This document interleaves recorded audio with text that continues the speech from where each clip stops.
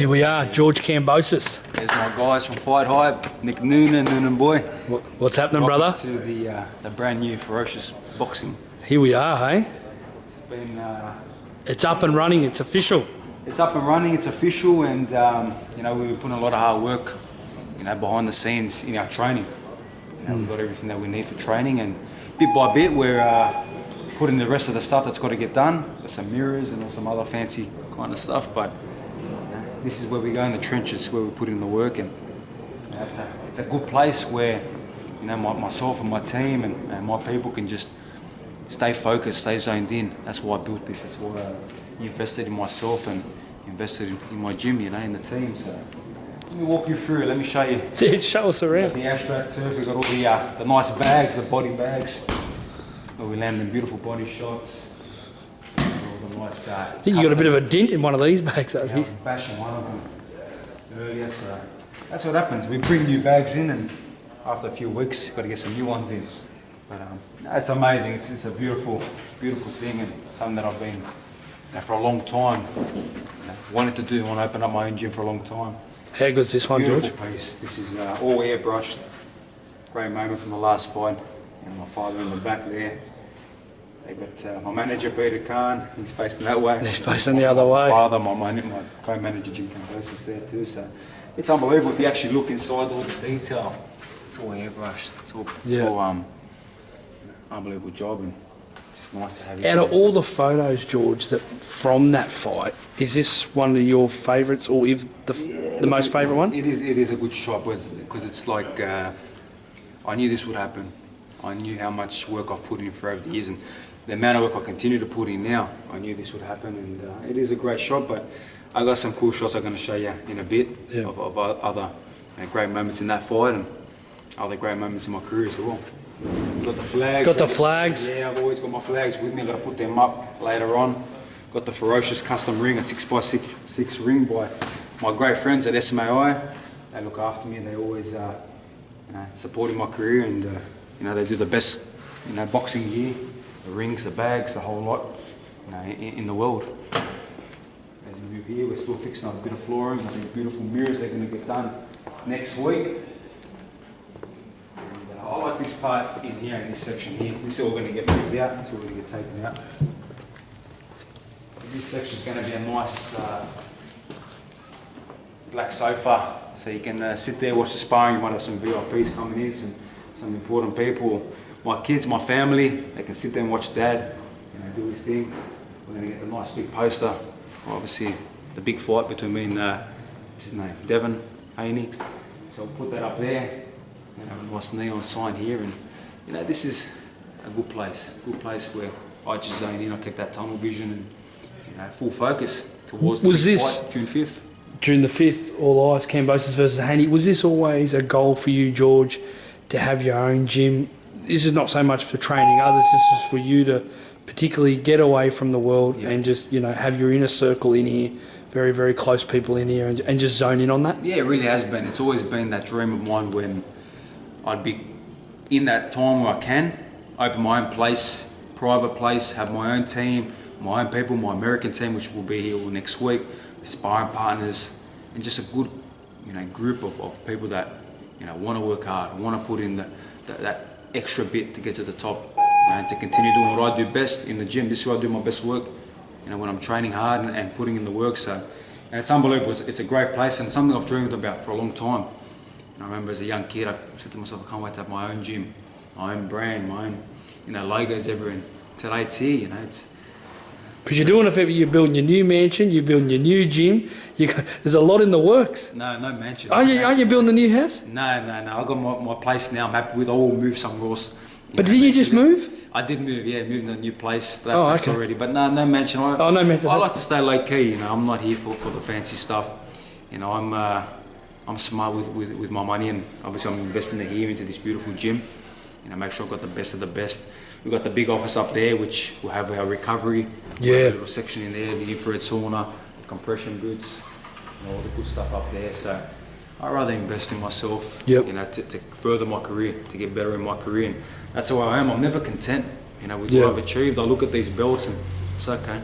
There's more to go. There's more to do. Because when you were training today, it was a very, very explosive session today, and we're still how many weeks out? We're eight weeks out, aren't we? Well, that was my second session already, and we haven't even hit midday yet. We've got another one this afternoon. Another one in the afternoon. I had my strength conditioning early in the morning. I had physio after that, just making sure the body's in line with everything. Straight to boxing. I'm putting in the work. I'm silent. I don't need to express anything with how much work I'm putting in. Everyone knows how hard I work, and my stamina, my condition is elite. So. Because you spoke about zoned into June 5th. You spoke about today when you were training, fuck the money, fuck the fame, everything. Yeah.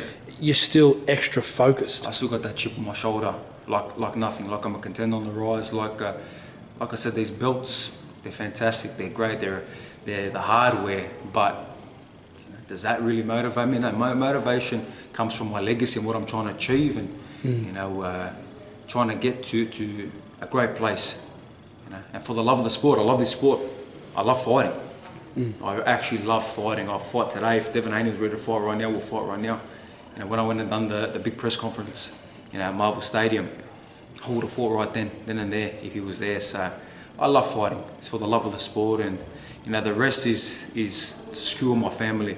And obviously we say fuck the money and all that, but obviously people are going to turn around and say, well, you got X amount, big money for this fight. Yeah, but it's for my family, for my kids, better in their pockets than in someone else's pockets. So I'm here, I'm a family man, I'm setting up my future for my kids, and I'll continue what I do best, like I said, in the gym and in the ring, and I will be victorious June 5th, no doubt about it. What have we got here? We've got these beautiful frames, these acrylic prints. Here's a good one with me and Lee Silver, and I won the Eliminator. That was October of 2020. Yeah, October 31st, and obviously Lee just announced his retirement, so, all respect, wish him all the best in his next journey. Obviously you fight. Where do you rate him, George, in terms of, when we talk about Mickey Bay, Tiafomo, Bala, we talk about Selby, where do you rate Lee? Selby is a very tricky operator. Big, rangy, long arms, he's a very tricky operator. And he was a former champion. He defended the belt 5 times. One of the biggest achievements in British boxing. When I fought him and beat him, he was the #1 in the UK as a lightweight. And when I beat him after, he was still the #1. So it shows his accolades and what he done in the sport. So great fight, great learning experience. Obviously he's retired now. It was an honour to be in the ring with him. And it pushed me to the next level. But again, I didn't get to show everything I had in that fight because it was a different kind of fight. In the Lopez fight, I got to show a lot more, but again, I didn't show everything as well. Really? I got so much more in the tank. The Lopez fight was 15-20%, so I just keep getting better and better, and that's the kind of fighter I am. That's why I built this, to keep getting better and better. I've got another great piece here from Mickey Bay. Oh, Mickey Bay, Madison Square Garden, huh? And again, a good learning curve as well in that fight because, Bay was a supposed step up for me. Boxed nice, I learned a lot in that fight, and obviously he's got a lot to do with Devin Haney. So it's exciting. I beat your coach. I put him on the deck. Getting back to that fight, George, you think if that fight had gone a bit longer, you would have stopped him? Yeah, I would have stopped him. That was only a 10 round. I would have loved for 12. I'm a 12 round fighter, and he was done. He was out on his feet round 10. I put him down, and that was a good victory, a good learning curve, and I got better. After that fight, I got even better for the Selby fight, and after the Selby fight, I got better. After the Lopez fight, got better. So. And Mickey Bay, he was with Tiafomo before the last fight too, wasn't he? Yeah, he was. I can't remember what he was saying. He wasn't. I think he was respectful. Yeah, he was respectful. He was sort of saying to Tio, this guy's tricky. Yeah, look, another great shot from the Selby fight. Nice right hand there. Yeah, nice. But these are beautiful pieces. And these are all going up, George? These are all great moments.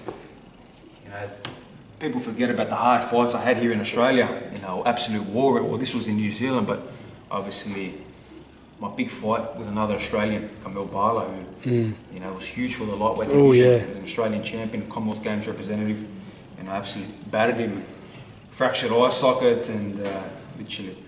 You got to look at the guys that I fought. Look at their face. Look what I've done to them. Obviously the Lopez fight. We all saw what happened there. This fight, the Ogilvy fight. Have you ever seen that in the Devin Haney fight? Have you ever seen someone's face that battered up and marked up? So they say that I don't have this massive amount of power. Well, when you got 1,000 knives popping at you from different angles. Getting back to Teo, after the fight, regulatory doctors, checkups and whatnot, but he was in there for a while, wasn't he? He was 4 or 5 days. He Really? was there after the 12 rounds, and I don't want to hear no excuses. You know, all these excuses happen after the 12 rounds. You sound exactly like Lomachenko, so I'll beat you up. I can embarrass you a lot more if I want to every single day with what I did to you, but I won't. I respect, and at the end of the day, I wish him all the best with whatever he does in his next step in his careers, and you know, there it is. You know, there's a testament to iconic. That's an iconic photo. That's a beautiful photo. One of my favourite photos. You know, from that fight. You know, he was a bigger man by many kilos, by many pounds. But in this image here, I'm the bigger man. I rose up to beat this guy who was a pound for pound guy, the top guy in the lightweight division. They never gave me a chance. And they can say what they want. I beat that man, and I beat him well, and I put him on the deck. So you know, there's the power, there's the explosive power. That's a beautiful piece too. You can see his face. It's an amazing photo. It's amazing there where he's actually looking up. It's sort of, you know, we respect all fighters, and that a lot's changed in his life since that first round, hasn't it? Yeah, look, and at the end of the day, I'm not here to disrespect him. And, you know, I even wished him all the best, and I put it out there. And after the fight, he wasn't doing too well, and I reached out for a mutual friend and wished him all the best. You know, I hope you're okay. I heard some things that he didn't want to have a fight again, so you know, that's the kind of person I am, to actually reach out. And after we just went for 12 rounds to war, I showed that respect, but I never got no respect back, and that's fine. It's no problem. I earned my respect in the ring. The world saw it, and you know, I took everything off him. It's another great shot. This was against Ray Perez, very dangerous guy in Vegas on the undercard of Pacquiao Broner. I was sparring Manny for that fight as well, and you know, Ray Perez was coming into the fight. He had beaten 2 really good guys. He beat a former world title challenger, Marroquin, who was a big name in Mexico that they thought was going to be the next step, and he knocked him out. And then he went and beat another guy from Golden Boy, something Gonzalez, really good fighter. He was top 15 in the world, and he beat him. So this was the next guy, that number 3 in the line that he wanted to take out, a big name, a guy that was, you know, myself making his way up. But these are the things. Him, and it was a good fight, good learning curve. And actually, I only picked up on it after I looked at this photo where I'm wearing the power locks. He's wearing the MX too, so he's got the nice solid gloves there too. So you learn these things. You learn, you know, bits and pieces throughout these fights, and you know what an iconic, beautiful venue, the MGM Grand Las Vegas. You know, you can't beat it. This is my American debut. Obviously, I just signed with my promoter Lou DiBella, fighting at the Foxwoods Casino, which is again an iconic, you know, casino and venue. Many world title fights been there, and obviously a lot of people want to see what was next. You know, how would Kambosos come into the US market? And look, this guy just took him out in a round. He wasn't meant to go in a round, but he was a bigger man and absolutely battered him, took him out. And this is a cool shot. This one, as everyone can remember from Australia, I had a big fight with Brandon Ogilvie. Back in 2016, he was the number 1 in Australia. He was a top, 10 in the world.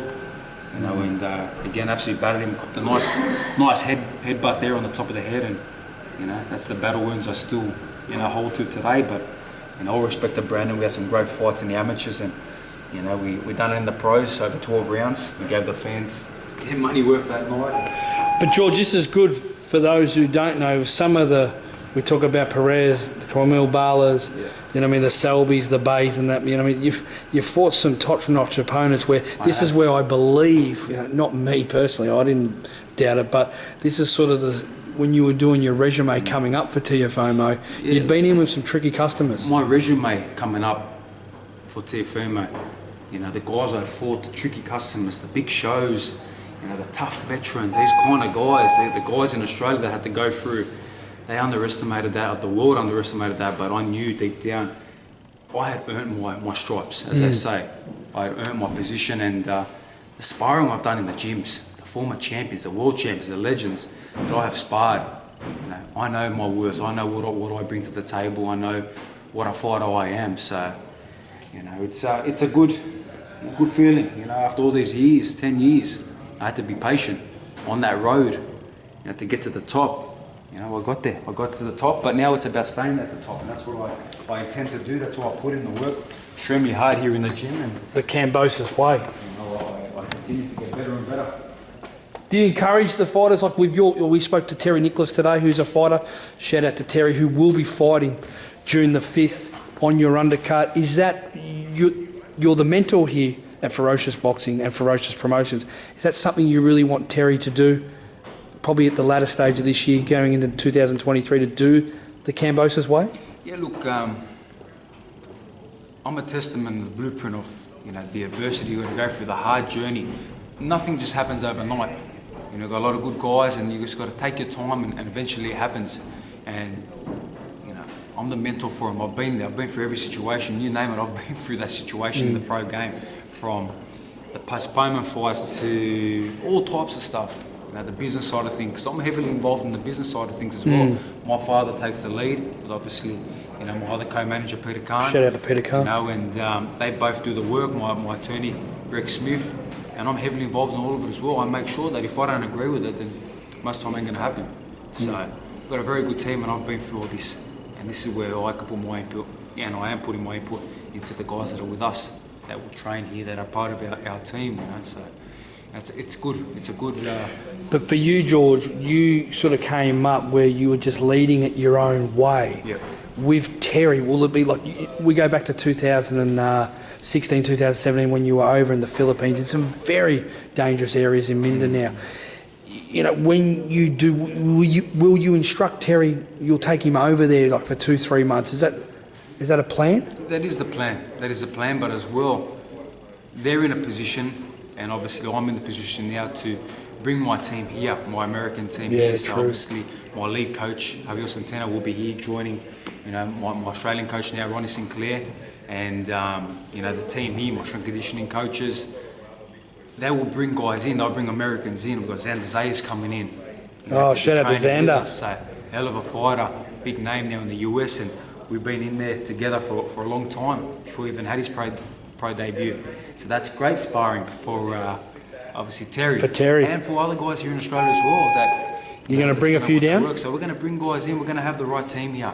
Guys that we're going to want to sign, guys that we're looking to sign, guys that we have our eye on. We want to see how they work. And this is the place. This is the den of truth. This place. Not only it's the Ferocious Boxing, but it's the den of truth, because you'll be found out. If you don't put in the work here in the gym, you'll be found out. And you got some legends up here too, eh? I do. I've got to put the rest of them. See how busy I've just been entrenched in my training. And you got my favourite up there. You know, we've got Lewis Tyson, you know, Floyd Marquez, you know, Mosley, Vernon Forrest, Cotto Margarita, first one, Pacquiao, De La Hoya, Jones, Trinidad, Floyd as well. And we've got plenty more. I've got so many more, man, in storage over there. The funny story with all of these posters, I collected all of them. I actually collected them. Really? I'd go to the fights, you know, to the pubs. I would make sure. Really? 6, 7, 8 years of age, 10 years of age, I'll be with my father. First thing I do when I walk into the pub. Can I have it or steal it? Straight away. I'm either stealing it, I'm taking it with me, or I'm going straight to the manager and say, listen, I need the poster. Really? No worries. Or they say, look, when the fight finishes, come and get it off me. And I collect them all. Why? Because I knew maybe one day I'd open my own gym and I'd be able to put these up. I remember all these fights. I remember the Pacquiao De La Hoya fight where Pacquiao was such a big underdog, and I went to the pub, got there super early because I didn't want to miss out on a great seat. And really, you know, to watch these. How much does he mean to you, George, that Manny Pacquiao? A lot, because I got to spend so much time with a guy like that, and got to you know, perfect my craft with him, and he's an all-time great. He's up there with the best of them. So it was great, but obviously it's my time now, and he knows that. Do you still hear from him? We do. We still touch base, and obviously we'll see. Hopefully we can get over to the big fight, you know, with me and Devin Haney. You consider bringing him down? Yeah, definitely. I know he's pushing hard for the president push in the Philippines, and I hope he does get it. You know, he deserves it, but you know, we'll see if the time works and he can get in. I'd love to have him here. You know, I've helped him many times in the past, and you know, it would be great to have him here. You know, for my big, you know, undisputed clash. It's incredible, mate. This is absolutely fantastic. So a few final touches you got to put on it, but really, it's in full flow at the moment. It's running. Yeah, the ring. There's still That's some awesome. more touches which will be getting done next week. I've got the mirror guys in next week. I've got the posters all getting done, the neon lights. Small touches, but it's done. You know, the gym is done, the flooring's done. You know, the bags are up. You know, your ring's up there. What else do you need? That's it. Speed ball's up. Got to get the floor to sitting in as well. And, you know, some conditioning gear, some weight stuff that's going to go in that section there. And this is all you need. It's a good setup. Great setup and a great gym.